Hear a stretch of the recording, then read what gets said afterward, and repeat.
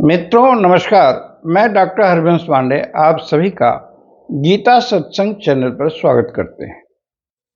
आशा है आप लोग स्वस्थ होंगे और प्रसन्न चित्त भी होंगे। आज का शीर्षक होगा मेरे परायण हो जा।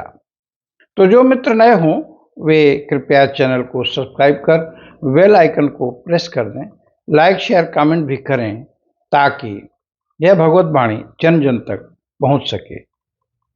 तो जिज्ञासु ने पूछा कि गुरुदेव आपने बताया कि स्थिर आसन पर बैठकर आज्ञा चक्र में ध्यान को लगाए, अब आगे क्या करें? तो गुरु कहते हैं कि वत्स, गीता के अध्याय 6 के 14वें श्लोक में भगवान कहते हैं तो उसको समझ लेते हैं। प्रशांत आत्मा यानी अच्छी प्रकार से शांत अंतःकरण वाला होकर, सीरीन माइंडेड, विगत भी जिसके भय बीत चुके हों, फियरलेस, ब्रह्मचारी व्रते स्थितः, ब्रह्मचर्य के व्रत में स्थित होकर, इन द वो ऑफ ब्रह्मचर्य, मन संयम्य, मन को संयमित करके, विथ कंट्रोल्ड माइंड, मत चित्ता, मुझ में मन लगाकर, थिंकिंग ऑफ मी, युक्त, समाहित चित्त से, विथ बैलेंस्ड, आसीत बैठे, बी सीटेड, मत पर मेरे परायण होकर, थिंक मी एज सुप्रीम गोल। तो भाव है कि ब्रह्मचारी व्रत लेकर भय रहित शांत अंतःकरण वाला सावधान योगी मेरे में चित्त लगाकर मेरे परायण होकर ध्यान में बैठे। इतना सुनकर दूसरा शिष्य महान पूछता है तो इससे होगा क्या?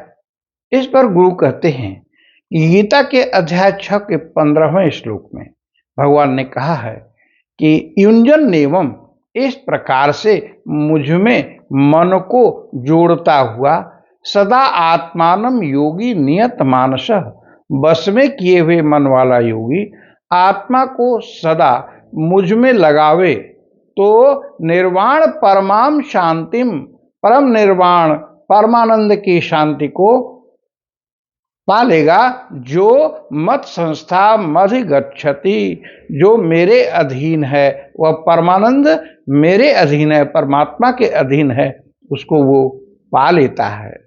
तब उत्तर पूरा हुआ। शिष्य का प्रश्न था, उसका उत्तर पूरा हुआ कि पहला स्टेप कि मन को वश में करे, ब्रह्मचारी व्रत में स्थित हो और आत्मा को निरंतर मुझ में लगाए, मेरे परायण हो जाए, मेरे अधीन परमानंद की शांति को वह पालेगा।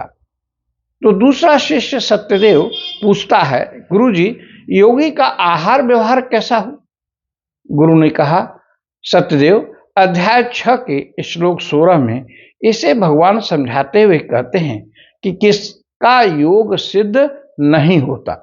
तो देखो अध्याय 6 का 16वां श्लोक, नात्यस्नतस्तु योगोस्ति न चैकांत मनस्नतः न चाते स्वप्नशीलस्य जागृतो नैव चार्जुन। भाव समझ लेते हैं। न माने नहीं, अति अश्नतः, अत्यधिक खाने वाले का, हु ईट्स टू मच, योग अस्ति न, योग सफल नहीं होता। फिर आगे कहते हैं न माने नहीं, च माने और, एकांतम, बिल्कुल, अनश्नतः, न खाने वाले का, बिल्कुल ही खाना भोजन छोड़ दिया हो, न च अति स्वप्नशीलस्य, बहुत ज्यादा सोता हो, या जागृत न एव च, या बहुत ज्यादा जागरण करता हो, ऐसे व्यक्तियों का योग सिद्ध नहीं होता। तो इस श्लोक में स्पष्ट किया कि किस साधक का योग सिद्ध नहीं होता। जो बहुत खाने वाला है, जो बिल्कुल न खाने वाला है, जो बहुत सोने वाला है या जो बहुत जागने वाला है, ऐसे लोगों का यह योग जिसे मैंने ऊपर समझाया है वो सिद्ध नहीं होता। तो किसका योग सिद्ध होता है इस पर हम अगले वीडियो में जानेंगे। तो हम अपनी वाणी को यहीं विश्राम देते हैं। आइए भगवान का नाम लेते हैं।